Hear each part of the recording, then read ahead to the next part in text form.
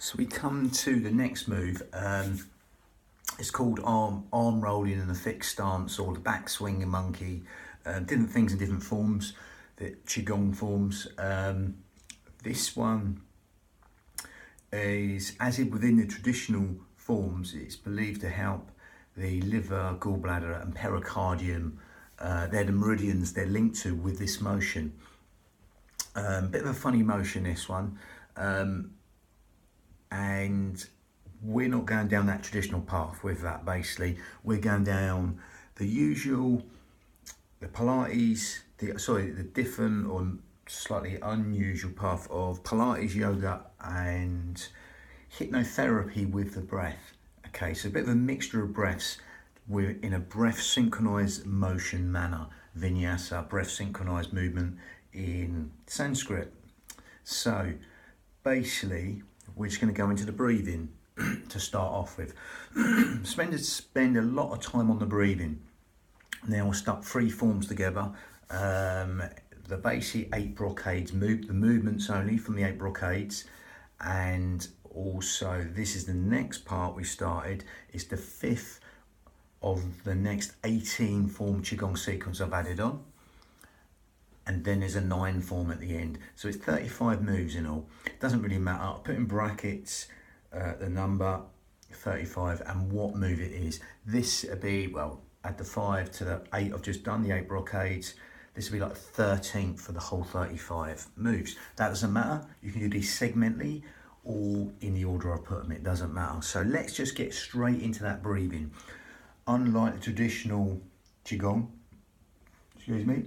unlike the traditional qigong, we're going to zip up pelvic floor and scoop out your abdominals. Do the opposite, okay, in the Pilates manner that supports the spine. Okay, so basically by zipping up pelvic floor and scooping out the abdominals, we throw on what we call the transverse abdominis, the corset muscle, the powerhouse, the girdle of strength. 3 layers deep, which is all segmentally stabilising the spine. Now, as we do that, the pelvic floor and the corset go together. You can't do one without the other. Okay, if you want to just do a little workshoppy moment on it, you just get the thumbs here from the hips and you run them round to meet each other. That's the end of the pelvic floor there, and the meeting of the corset muscle, the transverse abdominis, 3 layers deep, linking on this B-line, bikini line, belt line, whatever you want to call that. They're linking on like cling film together. So again, get this B-line here, and if you cough or sneeze, everything comes in. You can feel them both work together. So again, you can take them away. Just gives you an awareness of what's going on there. Pelvic floor and corset will go together. So if you tuck in the belly button to throw on the corset, the pelvic floor will go. If you just fire the pelvic floor, that will throw on the corset and vice versa. But again, we segmentally go through them as we right now zip up pelvic floor, scoop out the abdominals, take your navels towards the spine, and it will naturally help your breathing go into these lower lobes of lungs. As you follow the journey in, all the way in through the nose, and exhale through pursed lips for as long as you like, as if you're sort of blowing out a candle through pursed lips. Okay, that will naturally help this breath go in low and deep to these lower lobes of lungs, the intercostals, the ribs, anywhere but the stomach. It's what we call lateral thoracic breathing in Pilates. Okay, that will go into them lower lobes of lungs right now as you're doing that, because there's nowhere else for the breath to go apart from into these lower lobes of lungs, the intercostals, the ribs, anywhere but the stomach. Okay, so again, even imagine there's an umbrella inside your rib cage being opened and closed as you breathe, and feel that decrease and increase and expansion of the lungs there. Okay, just giving you that space just to allow that feeling of width in the lungs as you breathe in, and that length of the out breath as you exhale through pursed lips. Even imagine someone's wrapped a scarf tightly around your ribs and you breathe into that scarf wide and full, just adding width to the lungs. And length to the out breath, that lovely, free, expansive breath. Just come in organ deep, cell deep, even bone marrow deep, into them lower lobes of lungs, intercostals, the ribs, then fish gills, 3D style. Okay, lovely. So with that, we're going to change that. We'll close the mouth and go slightly down, more down the yogic path now. We're going to breathe in through the nose and out through the nose now to make a smaller filter to lengthen the whole will cycle of the breath as you're still zipping up pelvic floor and scooping out your abdominals and taking your navels towards your spine. Okay, and as you're breathing out through the nose now, you'll feel that lengthen the whole will cycle of the breath. So just simply allow that to happen. That more sort of cleansing breath, going slightly down the sort of yogic path with that. Okay. Again, you sort of try and sort of lengthen the breath in the asanas, etc. So just simply allow that to happen. And also, with that more cleansing breath in and out through the nose, you will naturally also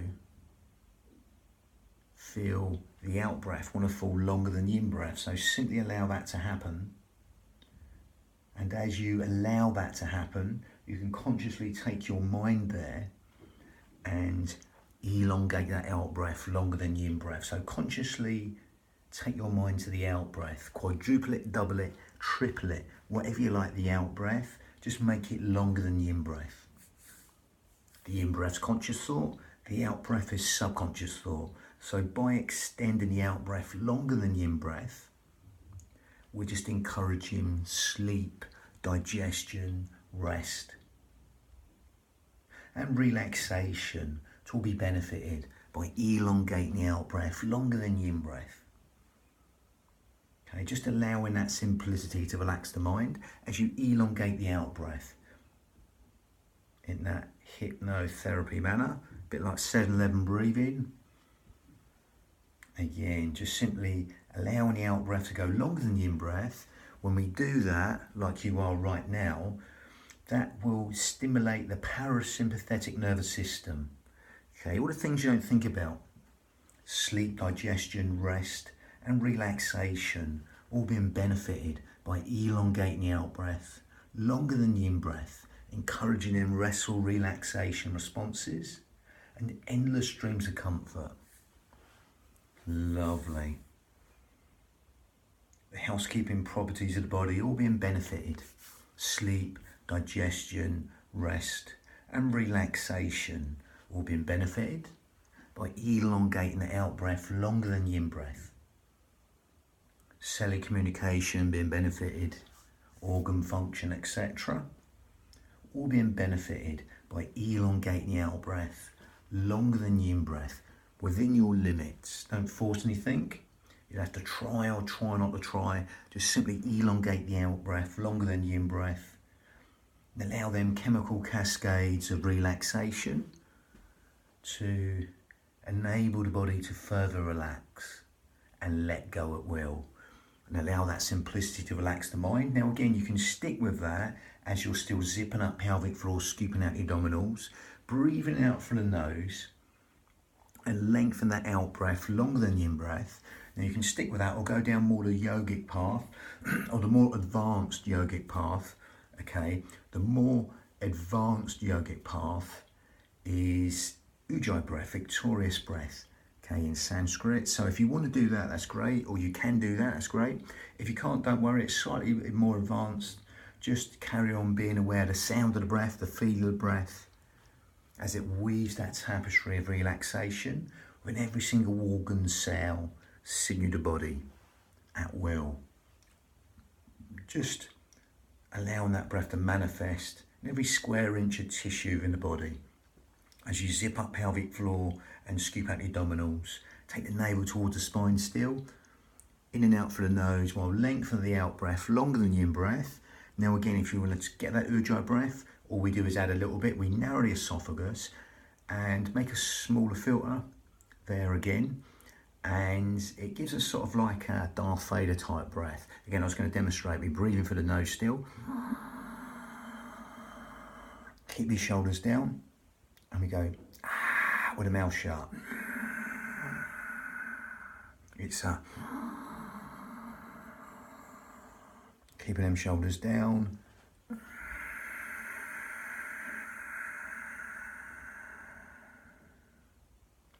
And again, as you're doing that, that soft, silky, whistling, raspy sound from the back of the throat will give the mind something further to focus on. It's a nice sort of focusing breath.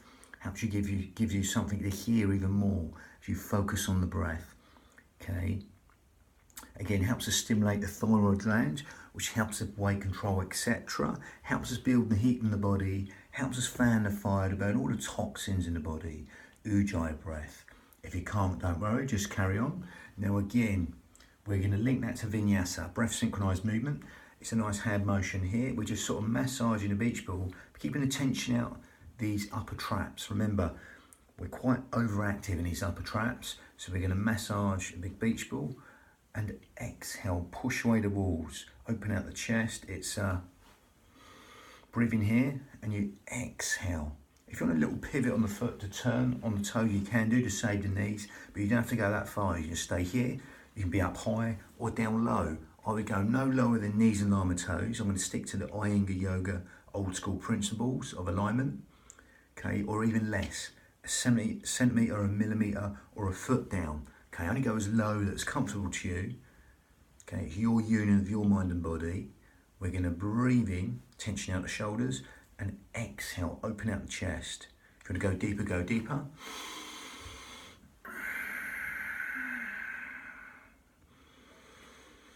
Going to breathe in, massage a beach ball, and exhale. On this part, really elongate the exhale. As you open out the chest, take your hands back towards you. And again, I don't care what you say, you'll be opening out all the organs in the chest, the heart, the lungs, the pericardium, the heart lining will be benefited as you open out that chest, shoulders down, breathing in, coming back. If you want that little pivot, you just turn on the toe and you exhale. I'm going to go back and demonstrate.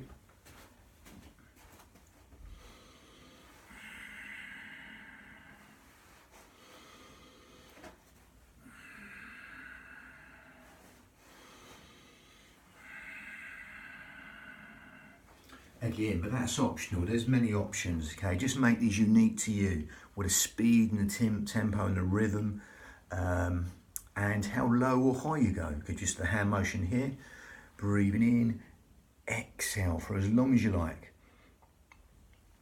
And again, as you zip up pelvic floor, scoop out your abdominals, take the navel towards the spine, lengthen up for the crown. So there's a puppet string, a hook, a brace on your head, putting your head up towards the ceiling. It's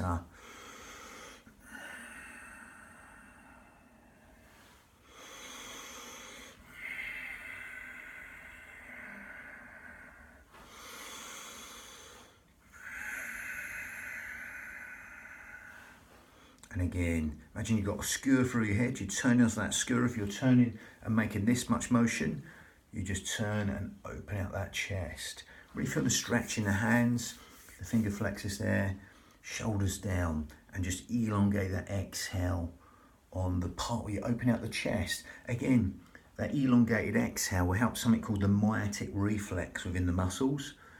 Relax with them sort of little Golgi tendons, and just help you stretch in a more beneficial manner without even trying or trying not to try.